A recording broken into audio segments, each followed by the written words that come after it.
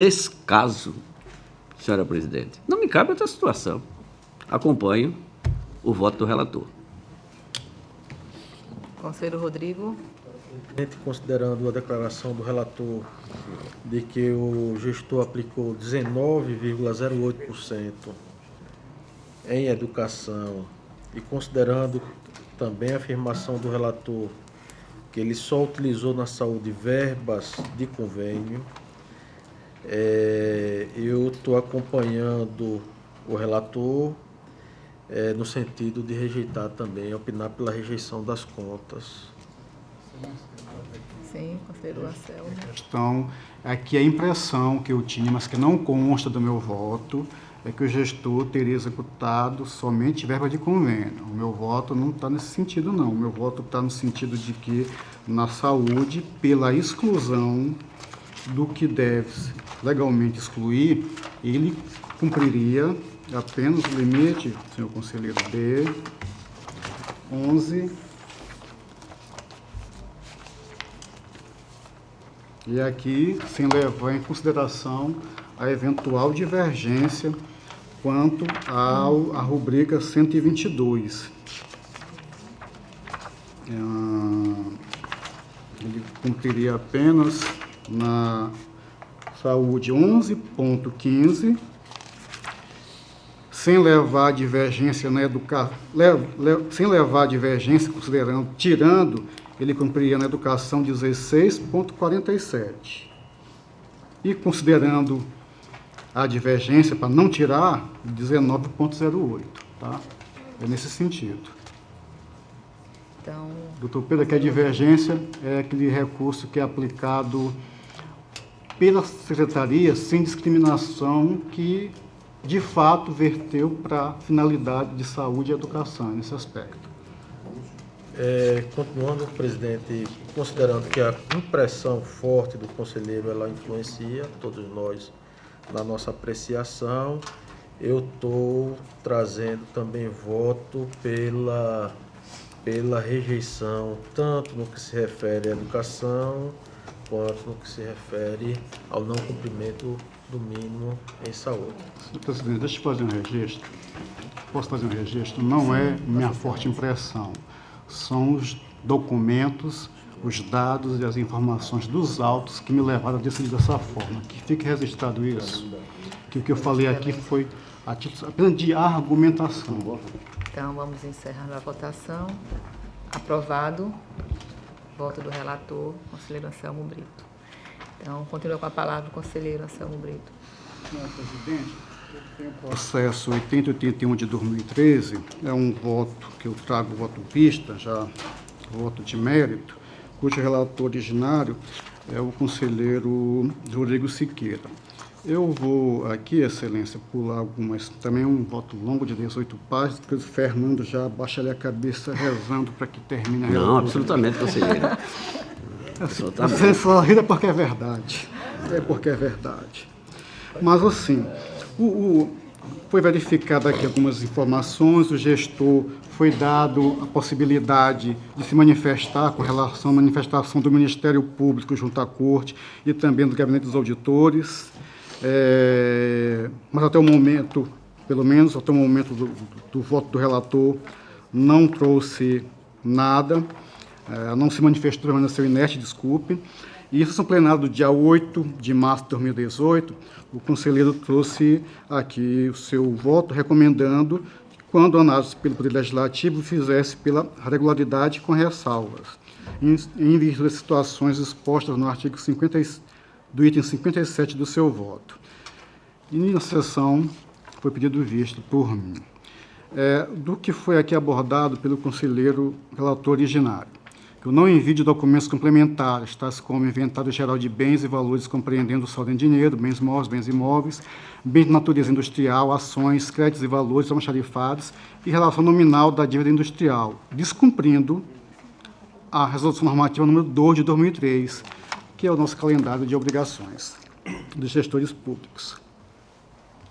Não envio do PPA para os anos de 2010 a 2013, impossibilitando, nas suas palavras, a análise quanto ao cumprimento das metas da administração pública, assim como das despesas relativas aos programas de duração continuada. Impossibilita ainda a análise da compatibilidade da LOA, conforme estabelece o artigo 5º da LRF. Limite para abertura de créditos adicionais de 40% fixado na LOA, insuperando o patamar de 20%, considerado como o razoável pelo conselheiro relator originário, e conclui que, em suas palavras, acima disto, tanto a autorização quanto a despesa dela decorrente seriam ilegítimas, por vício de constitucionalidade. Inscrição no ativo financeiro, balanço patrimonial, folha 102, de valores em trânsito realizáveis, ocorrido de forma irregular, visto que o montante contabilizado de cerca de 271 mil foi cancelado integralmente no exercício seguinte, conforme consta na prestação de contas de 2013, TC 6167-2014, folhas 128 a 130. A prática utilizada pelo gestor, em suas palavras, caracteriza, em tese, artifício contábil para o fechamento do balanço patrimonial, implicando no registro de um superávit financeiro fictício, posto que os restos a receber vêm sendo invariavelmente cancelados pela contabilidade do município no exercício financeiro subsequente. Cumprimento do limite constitucional de 25% em educação, onde perfez o total de 31,78%. E aqui o município, ele afirma, não contabilizou as despesas com educação na função 12 e função 122. É a discussão que estávamos tendo ainda há pouco. Cumprimento dos 60% previsto no artigo 60 do ADCT e regulamentação trazida pela Lei 11.494 de 2007 e pelo Decreto 6523 de 2007, fazendo o total de pagamentos do magistério de 61,93%. Cumprimento também do limite de 15% em saúde, onde o valor aqui total apurado pelo relator foi de 18,09. Inclusive, destaca que o parágrafo citado determina, em suas palavras, que os recursos destinados às ações de serviços públicos de saúde e os transferidos pela União com a mesma finalidade serão aplicados por meio do Fundo de Saúde. O relator aponta ainda a não contabilização das despesas com saúde na função 10 e subfunção 122. Repasse do duodécimo, atendendo o limite de 7% estabelecido no artigo 29A, inciso 1º da Constituição, tomando-se por base a receita arrecadada no exercício anterior. Em análise da prestação de contas de 2011 e a relação dos repasses do duodécimo à Câmara Municipal, ficou constatado que o duodécimo do Legislativo, 519.600, foi abaixo da proporção fixada na lei orçamentária no valor de 546.600 também, e abaixo do limite de 7%, que era de R$ 610.200, ou seja, não atendendo ao limite estabelecido no artigo 29A, parágrafo 2º, inciso 3º da Constituição Federal de 88. Das despesas total com o pessoal do Legislativo, atendendo a previsão constante no artigo 20, quanto a 2,63, mas, por outro lado, a despesa com poder executivo realizada no percentual de 54,85%, descumprindo o disposto no artigo 20, inciso 3º, a linha B, da Lei de Responsabilidade Fiscal. Discordância dos entendimentos apresentados pelo Gabinete dos Auditores e pelo Ministério Público de Contas quanto à não dedução no cálculo da RCL do montante de R$ 852.600, referente à remuneração de investimentos no regime próprio de previdência municipal por parte desses órgãos instrutivos. Cumprimento da regra estabelecida no artigo 42 da LRF, visto que o município dispunha de recursos, ao final do exercício, no valor de R$ 725.200, excluído o saldo do regime próprio de previdência de R$ 6.612.000, para cobrir os restos a pagar no valor de R$ 416.800. Envio da prestação de contas acompanhadas do parecer do controle interno, em obediência ao disposto ao artigo 34, parágrafo 1º, combinado com 94 da Lei Orgânica da Casa, no artigo 150, parágrafo 2º do Regimento Interno e também no artigo 11 da Instrução Normativa 3 de 2011. O parecer foi encaminhado, de forma genérica, trazendo informações quanto à obediência às normas contidas na Lei 4320 de 64 e o cumprimento dos limites com educação e saúde. Entretanto, isso é o que é o voto do relator originário. Não atende às exigências previstas no artigo 74 da Constituição de 88 e 100 da Constituição Caeté de 89. Diante as situações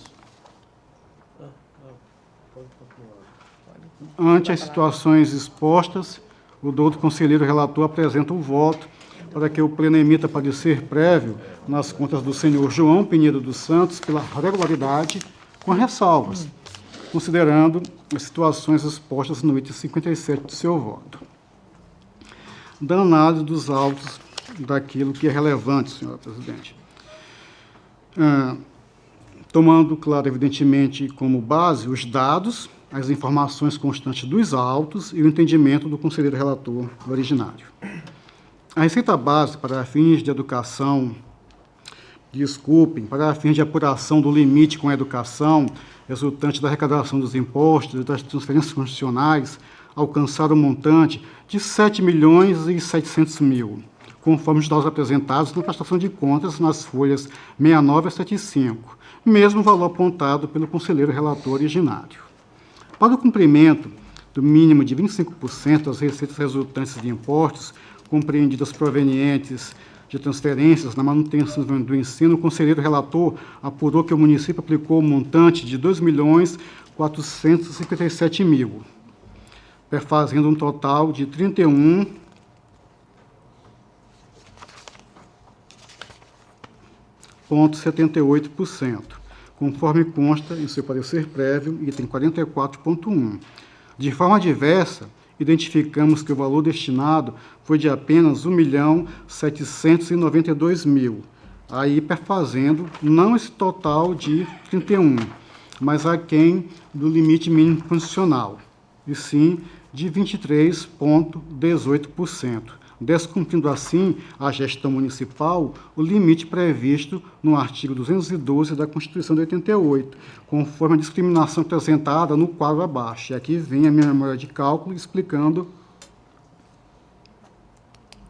a receita base, o que é exigido, o valor bruto, as deduções, até chegarmos ao valor líquido e, no nosso entender, o não cumprimento desse limite, do qual utilizamos como base o anexo 10, folhas 69 a 75, e o anexo 11, folhas 79 a 81 e 92 a 93 do processo 8081 de 2013.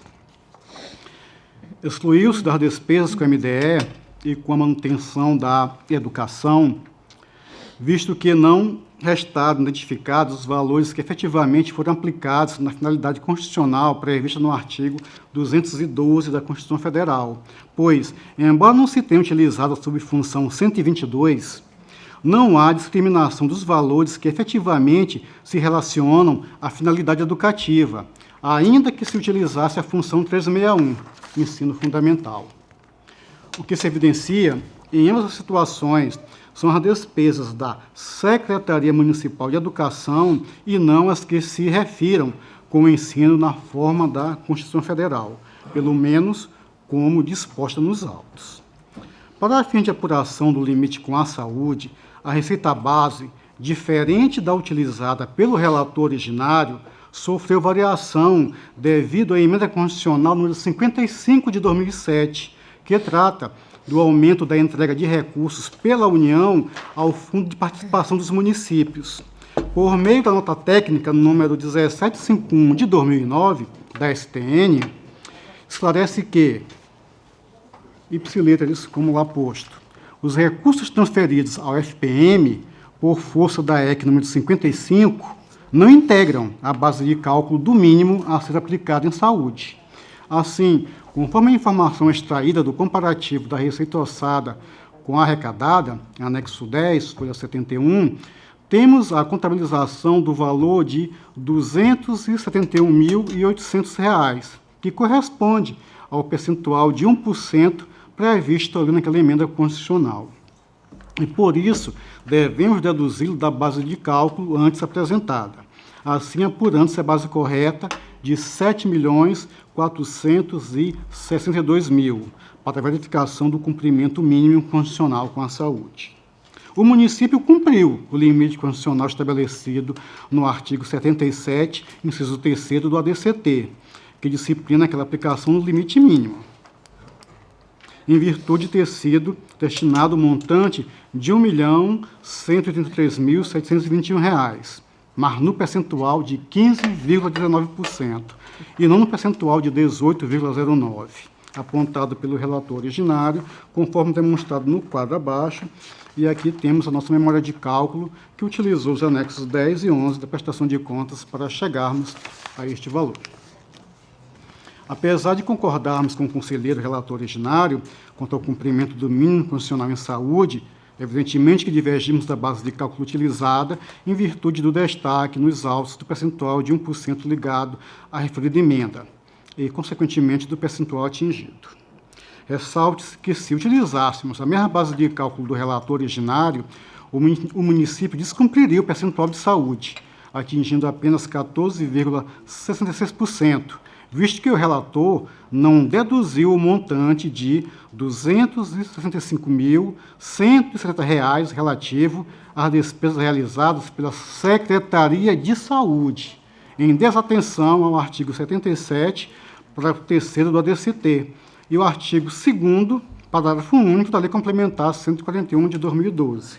As despesas de saúde devem ser executadas somente através do Fundo de Saúde, e não pela Secretaria de Saúde.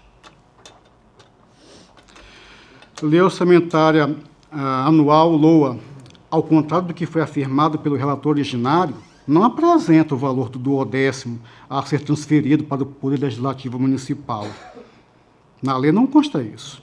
Assim, com base na demonstração da execução das despesas por função e subfunção, réu, processo 7964 de 2013, folha 7, o valor fixado em tese na LOA, até para que levarmos em consideração o cumprimento da exigência constitucional, para o repasse foi de R$ 473.810. Após as suplementações e anulações dos créditos orçamentários, o valor foi atualizado para R$ 550.600, o que ultrapassaria em cerca de 16.700 o limite de 7%, R$ 533.926, da receita efetivamente arrecadada pelo município no exercício anterior, artigo 29A da Constituição.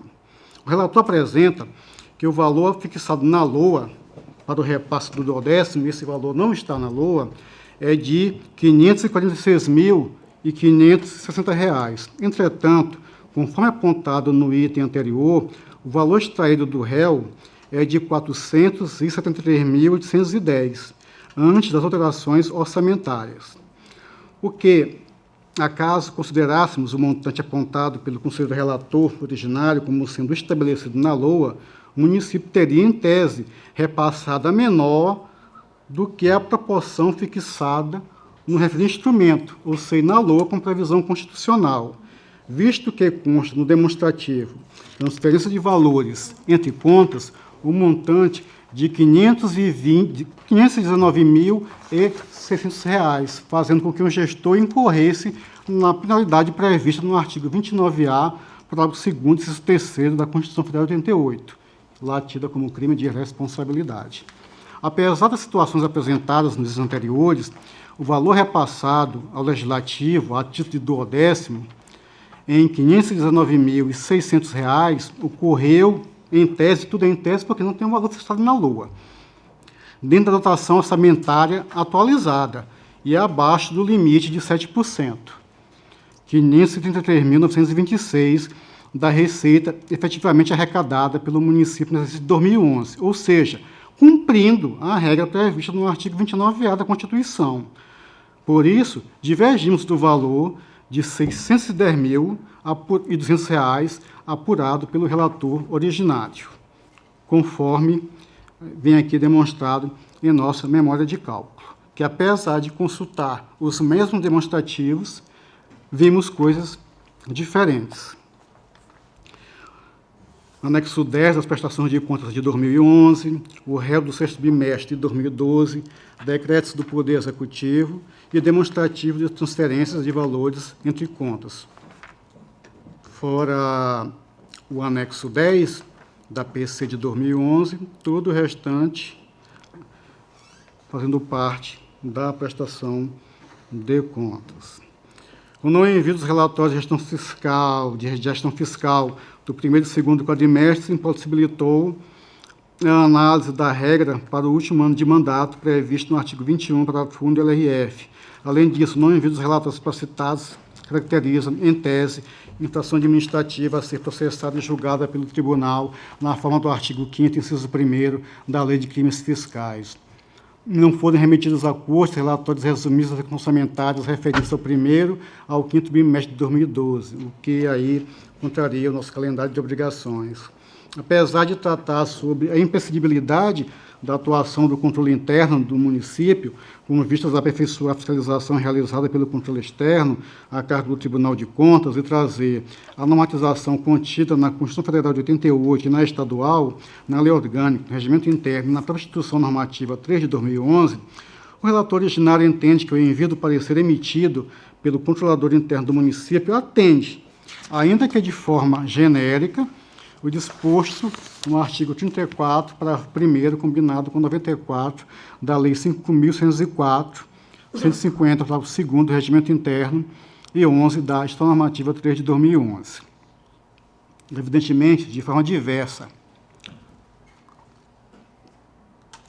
e considerando as próprias afirmações do conselheiro relator originário quanto ao não atendimento da manifestação do controle interno municipal às exigências previstas no artigo 74 da Constituição Federal e 100 da estadual, e do estabelecido no artigo 11, parágrafo 5º da IN 3 de 2011, onde o parecer deve ser emitido na forma disposta no artigo 7º, inciso 3º, e no artigo 34, parágrafo 1º e 2º, combinado com 94 da Lei Orgânica, e ainda na forma do artigo 114, parágrafo 1º do Regimento Interno, pois outras situações relevantes foram encontradas pelo relator originário e não estavam presentes no parecer do controle interno. Além do mais, nos autos não consta que o Sistema de Controle Interno, SCI, obedeceu à instituição e efetivo funcionamento conforme disposto nos artigos 3º e 5º da Instituição Normativa 3 de 2011. Transcrevemos os dispositivos que peço licença para saltá-los. Assim, temos que o parecer emitido pelo senhor Cleomárcio Moreira dos Santos, controlador interno de Jaramataia, não atende os requisitos mínimos trazidos na Instituição Normativa 3 de 2011, inclusive quanto à sua forma prevista na Lei Orgânica e Regimento Interno, e, portanto, o seu envio de forma reduzida, genérica, e sem a efetiva análise da gestão municipal, afronta, assim, o disposto no artigo 11, parágrafo 5º, da referente instituição normativa, acarretando por si só, mesmo que em prestação de contas não tivesse mais nada de equivocado, motivo suficiente para a rejeição das contas. É o que está lá posto, normatizado, inclusive. Outro fato, não mencionado pelo relator originário, refere-se ao envio da presente prestação de contas de forma intempestiva ao tribunal, visto que esta se deu apenas em 29 de maio de 2013, quase um mês após o prazo fixado no calendário das obrigações, claro, motivo de eventual funcionamento. Das informações complementares, excelências, além das situações apontadas pelo conselheiro relator originário, destacamos outras que, em nosso sentir, são relevantes. Diante do não envio do PPA para o período de 2010 a 2013, instrumento essencial na análise da gestão fiscal do município, é onde estão definidos os programas, o que vai ser feito nos 4 anos, como deve ser elaborada a LDO e também a LOA. Vimos que, apesar da situação também ter sido apontada pelo conselheiro relator originário, este não trouxe como motivo para a rejeição e reprovação das contas do gestor, o senhor João Pinheiro dos Santos. Situação que, no meu entender, destoou do voto apresentado pelo próprio relator na sessão plenária do dia 25 de janeiro de 2018, que recomenda à Câmara que julgue irregular as contas do senhor Siloé de Oliveira Moura, gestor do município de Rui Palmeira, no exercício de 2008. E tem também 57 do parecer azarado nos autos, 5190 de 2009. A meta fiscal que foi estabelecida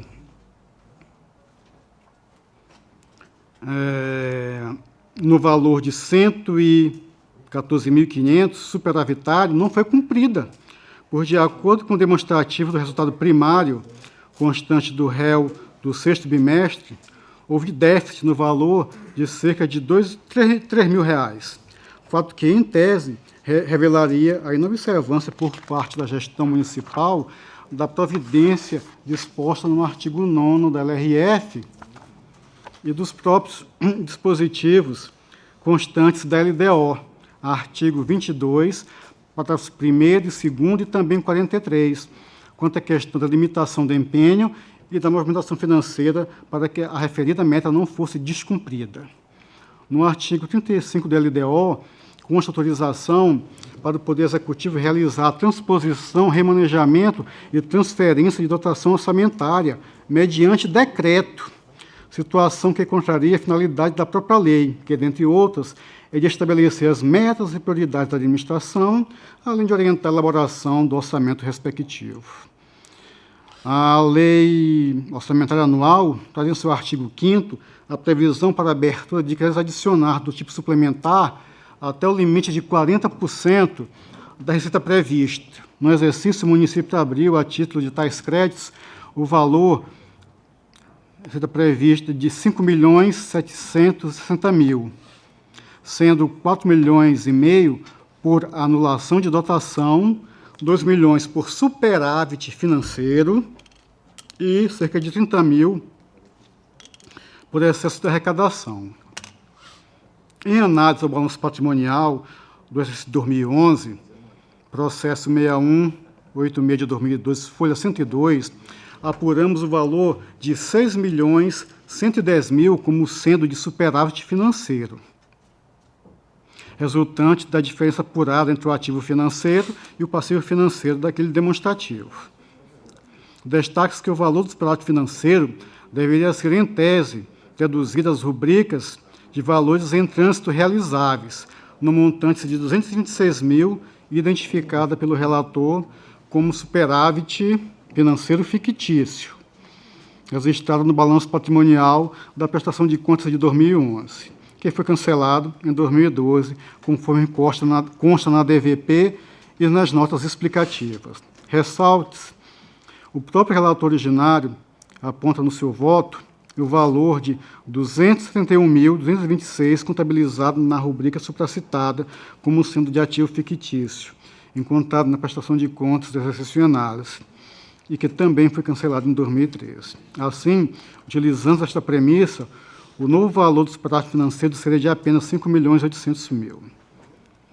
A abertura dos créditos adicionais suplementares, utilizando superávit financeiro do exercício anterior, tem previsão no 43, parágrafo 1º, da Lei 4320. Por outro lado, não foi obedecida a regra trazida na parte final do caput do mesmo dispositivo, que trata da exposição justificativa. E ainda não foi possível identificar os saldos existentes de todos os recursos vinculados e eventualmente utilizados para a abertura dos referidos créditos.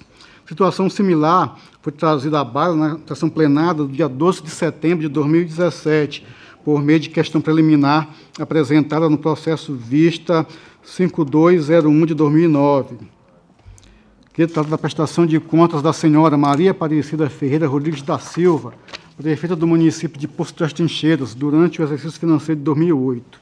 E, mais uma vez, para reforçar o entendimento quanto à correta utilização dos créditos oriundos de superávit financeiro, apresentamos matéria extraída do sítio eletrônico Revista do TCE de Minas Gerais, onde ele aqui explica, trazendo como voto do relator, conselheiro José Alves Viana, no mérito, o eminente conselheiro A2.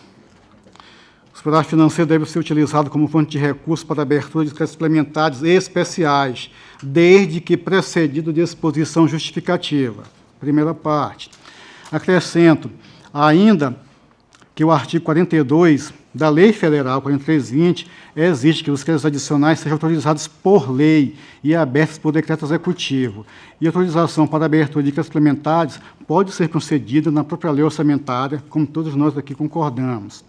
No tocante à natureza dos recursos, salientar, nos termos do disposto no parágrafo único do artigo 8º da Lei Complementar 101 de 2000, que os recursos legalmente vinculados à finalidade específica deverão ser utilizados exclusivamente para atender ao objeto da sua vinculação, ainda que em exercício diverso daquele em que ocorreu o ingresso. Nessa esteira, concluo que o superávit financeiro oriundo de recursos não vinculados possui livre aplicação, podendo ser utilizado para a abertura de créditos suplementares e especiais, que serão utilizados em despesas de qualquer natureza, devendo, porém, ser, novamente, precedido de exposição justificativa. Viana, 2012, página 104. Os termos de conferência de tesouraria, constantes na prestação de contas do exercício de 2011, apresentam os seguintes saldos: Prefeitura, 505 mil, Fundo Municipal de Saúde, 284 mil, Fundo de Educação, 367 mil, de Assistência Social, 183 mil, Regime próprio de Previdência Social, 5 milhões e 400, totalizando aqui 6 milhões, arredondando 700 mil reais, que representam uma parte do ativo financeiro utilizado para a abertura do crédito adicional por superávit financeiro. O quadro demonstrativo dos decretos, QDD, folha 313, volume 2, apresenta o valor de 1.948.000 de superávit financeiro utilizado para a abertura de créditos adicionais, sendo 1.321.000 do tipo suplementar e 627.000 do tipo especial.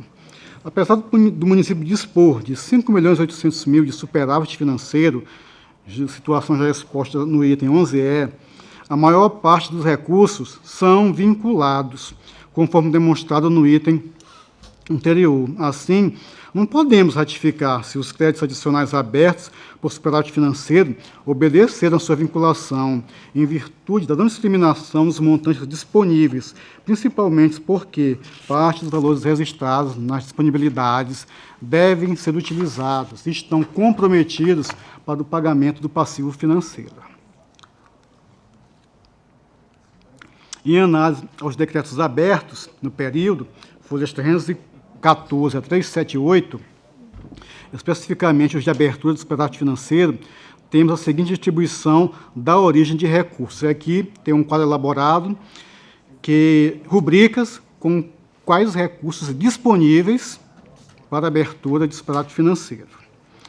Aí trago um exemplo, confrontando, como exemplo, apenas o valor disponível no Fundo Municipal de Educação de R$ 367.500 no exercício de 2011, segundo informações extraídas dos autos, em comparação ao crédito aberto no exercício de 2012 de 442.000, resta evidente que o município não dispunha financeiramente de pelo menos R$ 74.500 para fazer esta suplementação, utilizando como fonte este superávit financeiro. Ou seja, no fundo da prestação de contas, na conta da prestação de contas de 2011, tinha R$ 100, e no ano seguinte foi aberto 150. Há uma impossibilidade, pelo menos aí, aritmética. Com relação ao valor de R$ 231.200, contabilizado na rubrica Valores em Trânsitos Realizáveis e considerado como sendo ativo fictício pelo relator originário, mais uma vez, no parecer prévio relatado na sessão plenária do dia 25 de janeiro, esta situação também foi elencada como item de reprovação das contas do senhor Siloé de Oliveira Moura, gestor do município Senador Rui Palmeira, no exercício de 2008, não sendo, entretanto, apontada como motivo de reprovação na presente prestação de contas, divergindo do próprio entendimento exposado anteriormente pelo relator. No balanço patrimonial, foi registrado nas contas provisões matemáticas previdenciárias o valor de R$ 8.106.000. Entretanto, não consta nos autos qualquer informação e ou documento que justifique a contabilização realizada. No sítio eletrônico da Previdência Social, previdência.gov.br, perguntas frequentes, temos os seguintes esclarecimentos sobre provisão matemática previdenciária. Questão 8, dúvida 8, pergunta 8. O que é provisão matemática previdenciária, também conhecida como passivo atuarial? No passivo, encontram-se as contas correspondentes às obrigações. O termo atuarial, de outro lado, vem da projeção da apuração de compromisso previdenciário ou de seguros em geral. Com isso, entende-se por previsão matemática previdenciária a diferença maior entre os valores provisionados pelo regime próprio para fazer face à totalidade dos compromissos futuros do plano para com seus servidores e dependentes e as contribuições correspondentes, ou seja, a provisão matemática previdenciária, também conhecida como passivo atuarial, representa o total de recursos necessários ao pagamento dos compromissos dos planos de benefícios calculados atuarialmente em determinada data a valor presente. As contas que comporão o resultado da tal provisão matemática previdenciária serão registradas no passivo a longo prazo no grupo de contas denominado Provisões Matemáticas Previdenciárias, rubrica tal, observado o detalhamento estabelecido no plano de contas aplicável ao regime próprio de previdência. Ainda em consulta a este site, na pergunta 7, que trata da importância do contador do regime próprio em relação à avaliação atuarial, temos que o contador verificará se a avaliação atuarial do regime foi elaborada com observância da portaria do Ministério da Previdência Social, número 403, de 2008, e se é assinada por profissional ou empresa devidamente registrada no Instituto Brasileiro de Atuária, IBA. A avaliação atuarial é o documento contábil hábil usado pelo profissional da área contábil para efetuar o registro da tal provisão matemática previdenciária. Assim, ratificamos, mais uma vez, que não há nos autos qualquer documento relacionado à avaliação atuarial e, conforme estabelecido no artigo 17, parágrafo 5º, inciso 1º da portaria deste Ministério, número 403, de 2008, os valores relacionados ao resultado atuarial devem ser reconhecidos e contabilizados na dívida fundada pelo ente com unidade gestora da Previdência, situação que não ocorreu, o que pode ser comprovada mediante a análise demonstrativa da dívida fundada às folhas 107 da prestação de contas. O município encaminhou a relação dos processos licitatórios, folha 390, volume 2, por meio de planilha, que apresenta as informações referentes ao número do processo licitatório, a modalidade, o objeto, a empresa vencedora e o respectivo valor. Entre os valores apresentados, destacamos procedimentos que tiveram como objeto obras de construção ou de reforma, realizados por meio de carta-convite, e a contratação de bandas para os festejos de carnaval e de emancipação, conforme listados aqui abaixo. E aqui vem um quadro demonstrativo.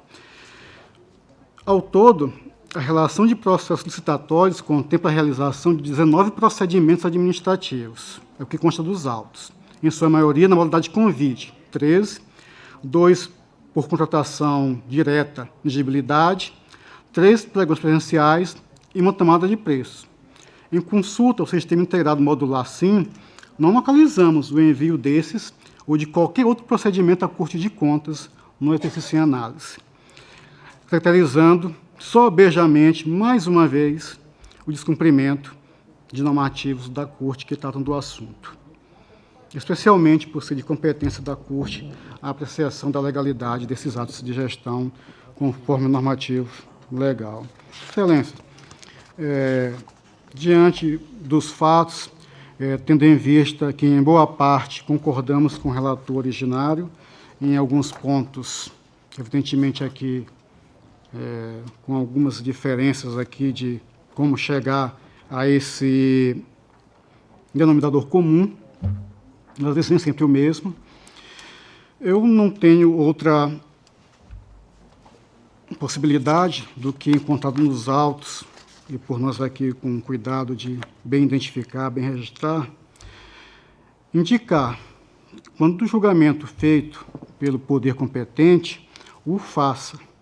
O julgamento das contas do senhor João Pinheiro dos Santos, prefeito de Jaramataia, exercício financeiro de 2012, em função do não cumprimento do limite com a educação, do não envio do parecer do controle interno,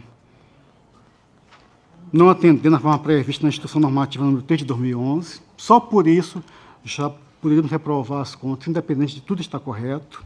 A abertura de créditos adicionais suplementares, utilizando superávit financeiro sem recursos financeiros disponíveis. Aqui, voto do relator originário pela aprovação das contas, voto de mérito recomendando a reprovação e rejeição das contas. E demais dispositivos de praxes, que eu vou pedir licença para não falá-los, que não muda muito daqueles que nós, de forma rotineira, trazemos à plana.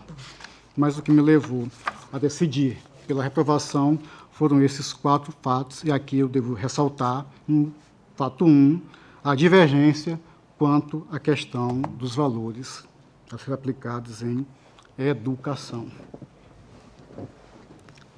Como voto, presidente? Como é um voto vista, né? Já tinha se manifestado, é um voto vista, mas se Vossa Excelência me permite, eu só gostaria de ratificar e pessoalmente faço com tranquilidade o parecer de minha lavra. O Ministério Público se manifesta realmente pela rejeição das contas, por entender existente dois obstáculos que, no seu entendimento, são intransponíveis. Um é relação à não aplicação do mínimo constitucional em educação, como apontado pela auditoria, salvo engano, o parecer do conselheiro substituto, então foi informado que é a doutora Raquel, mas que sempre, o conselheiro Alberto está sempre também enfrentando essa matéria e de bom, com suficientes argumentos para tanto. Então, no que pertine seria, no caso, a não aplicação do mínimo em educação, né, levando em consideração os dados apresentados no balanço geral e os cálculos consolidados pela auditoria, e também a ausência material de um parecer do controlador interno, né, que quando a IN normativa, a instrução normativa do tribunal afirma que a ausência do parecer do controlador interno ela gera a rejeição das contas, essa ausência ela tem que ser entendida no seu aspecto substancial, no seu aspecto material, e o parecer lançado pelo controlador interno foi um parecer tão somente genérico, afirmando o cumprimento da legislação da Lei 4.320, o cumprimento dos mínimos constitucionais em educação e saúde. Então, no nosso entender, ele não se amolda à exigência da IN do Tribunal de Contas e nem aos requisitos postos no artigo 74 da Constituição Federal, que determina que o controle interno ele tem que avaliar a gestão patrimonial, orçamentária, financeira, do ente público, né, auxiliar o controle externo no exercício do seu mistério. Então, por esses dois aspectos, o Ministério Público gostaria somente de ratificar o parecer que já foi lançado aos autos. Obrigado. Conselheiro Rodrigo. Senhora presidente, como não poderia ser diferente, eu vou fazer alguns esclarecimentos com relação ao meu voto, com relação a tudo que foi colocado aqui pelo conselheiro Anselmo e pelo excelentíssimo senhor membro do Ministério Público, doutor Pedro. Eu vou começar pelas questões mais polêmicas, que envolvem a aplicação do mínimo em educação e expor o que foi considerado no momento da minha análise naquele momento. O conselheiro Anselmo, quando faz o cálculo, a gente tem uma divergência pontual que ele não considera aquelas despesas que são realizadas no exercício da atividade meio, tanto para o ensino quanto para a saúde, para fim de contabilizar o valor mínimo a ser aplicado naquelas políticas públicas.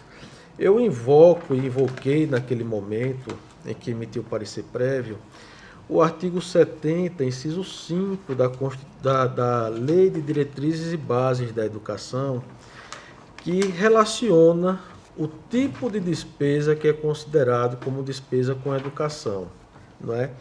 E o inciso 5º ele fala a realização de atividades meio necessárias ao funcionamento dos sistemas de ensino. E aí a gente entra naquele jogo da contabilidade. Muitas vezes o gestor ele registra na função 12 ou na função 10 e inclui na subfunção típica o valor referente a uma despesa relacionada à atividade meio. Outras vezes, ele, por uma questão de técnica de contabilidade, ele faz o registro da subfunção atípica, né? Ele importa a subfunção administração geral para função educação e função saúde, para fins de considerar aquele tipo de despesa como vinculada ou como despesa da educação ou da saúde. E para isso eu gostaria de citar, na verdade, de ler o Manual de Contabilidade aplicado para os recursos do ensino, elaborado pelo Tribunal de Contas do Estado de São Paulo, no ano de 2007. A gente está tratando aqui de prestação de contas de 2008, não é isso? 12. Então, prestação de contas de 2012. O Tribunal de Contas de São Paulo orientando 2007. Permita, esse material consta dos autos? Não, isso aqui é dialética. Ah, né? tá, tudo bem. Isso aqui eu trouxe para dialética, não é material de prova. Isso aqui é para fins de dialética, de raciocínio. Perfeito. Aqui o manual fala o seguinte: naqueles 25, abre aspas, naqueles 25%, o Tribunal de Contas do Estado de São Paulo admitirá despesas classificadas nas subfunções 361, 365, 366 e 367, classificadas na funcional aplicada à educação. Então, função típica 12, subfunção típica, né? E aqui ele elenca as subfunções.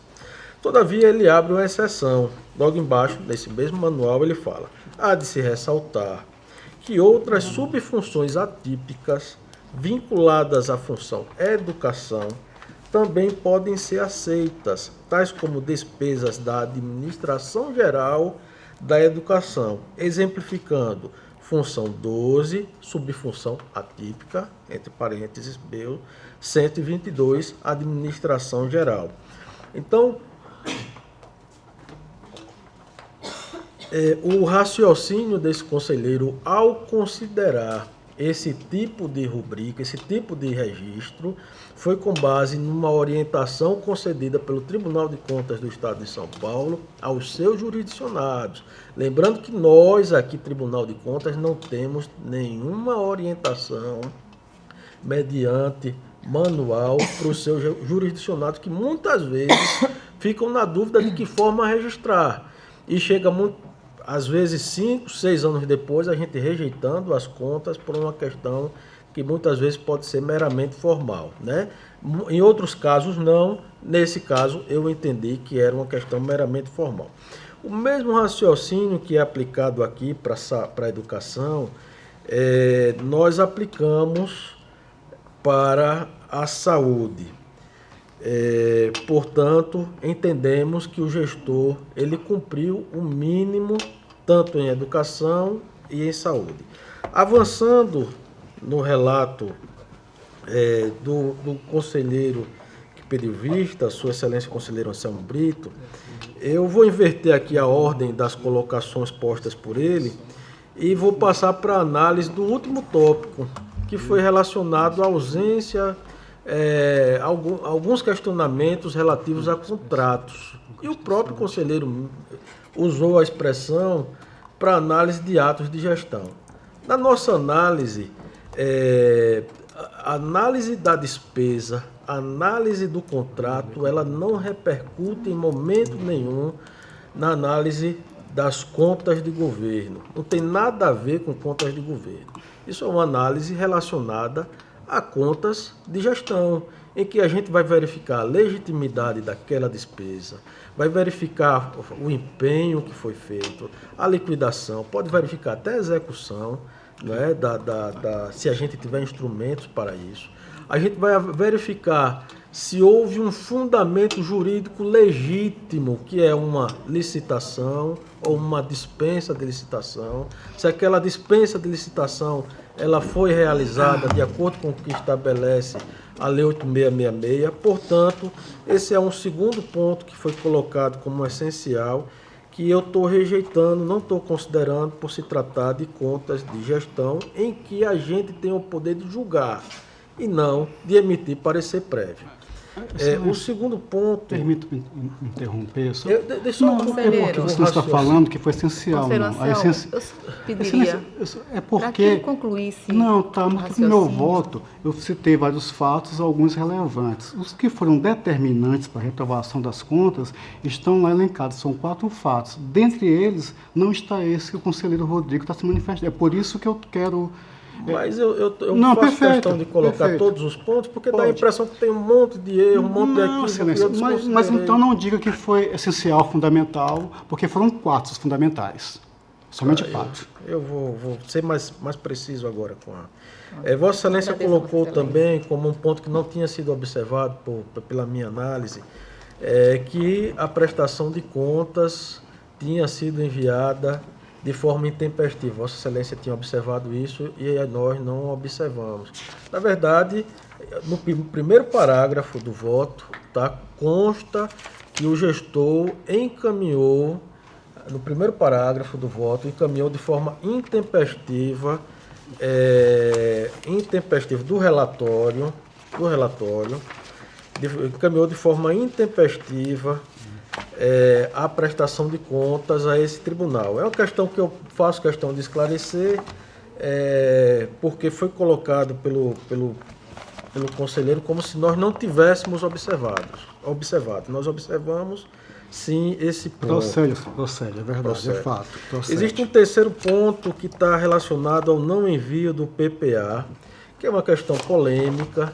Eu particularmente tenho um posicionamento quando não há um encaminhamento de 2 instrumentos de planejamento, a gente opina pela rejeição, mas no caso específico, o caso diferente, eu entendi que o tribunal não teria instrumentos, não tem rotineiramente essa política, essa prática de verificar o cumprimento das metas do PPA, né? E existe ainda um agravante em cima dessa colocação, que passou desapercebido por mim e pelo conselheiro que pediu vista. É que, na verdade, o gestor encaminhou sim o PPA, só que ele encaminhou via SICAP. E esse PPA, posteriormente verificado pela minha assessoria, ele em momento nenhum foi juntado aos autos pela diretoria. Então, houve, sim, por parte do gestor, o cumprimento dessa obrigação contida no calendário de obrigações, que é o envio do PPA. Excelência, eu tenho de novo que interromper e perguntar, essa informação consta dos autos? Não. Não consta dos autos, mas consta no sistema. É por isso que Vossa Excelência passou batido, eu também passei batido. Porque justamente o que está nos autos é o nosso limite de atuação. Mas a gente está submetido à verdade nós pesquisemos aqui. Não, eu compreendo, Excelência. Evoluindo aqui o nosso raciocínio. Vossa Excelência colocou que o gestor não encaminhou o relatório resumido de execução orçamentária, o que impediria a verificação do cumprimento do artigo 42 da Lei de Responsabilidade Fiscal. E aqui eu faço questão de ler um trecho do meu parecer prévio.